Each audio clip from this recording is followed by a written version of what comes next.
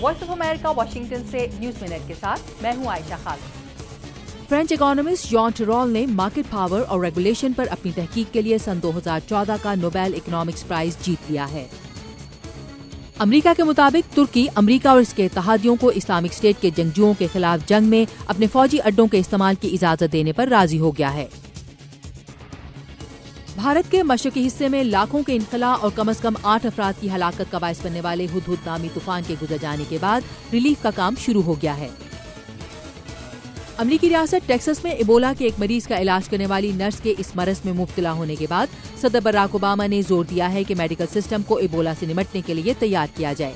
अमराज की रोकथाम के वफाकी इदारे सेंटर्स फॉर डिजीज कंट्रोल के डायरेक्टर के मुताबिक इबोला के मजीद केसेस सामने आ सकते हैं।